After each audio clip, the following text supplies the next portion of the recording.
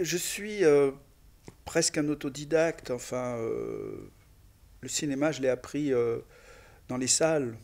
Euh, D'abord comme spectateur, comme enfant. J'allais voir des aventures au cinéma, j'allais éprouver des choses au cinéma. C'est mon éducation sentimentale, je l'ai faite au cinéma.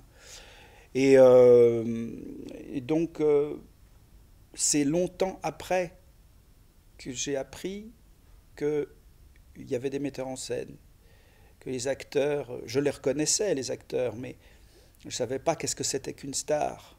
J'étais très naïf. J'allais voir des films avant tout pour éprouver, pour rencontrer des mystères. Et la cinéphilie, c'est presque comme une maladie d'adolescence.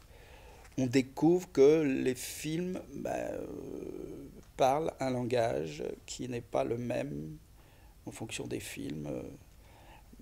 Il y a des langues qui sont différentes, il y a une façon de filmer qui n'est pas la même.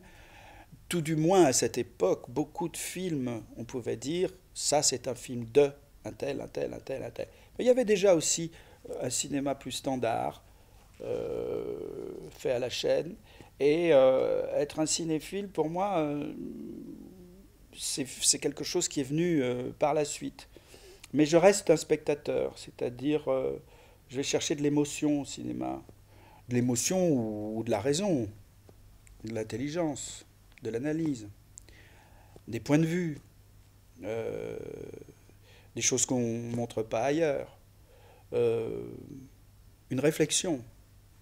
Quelqu'un qui prend le temps de réfléchir et de mettre en forme par le langage cinématographique. Et c'est pas donné à tout le monde, c'est un vrai métier.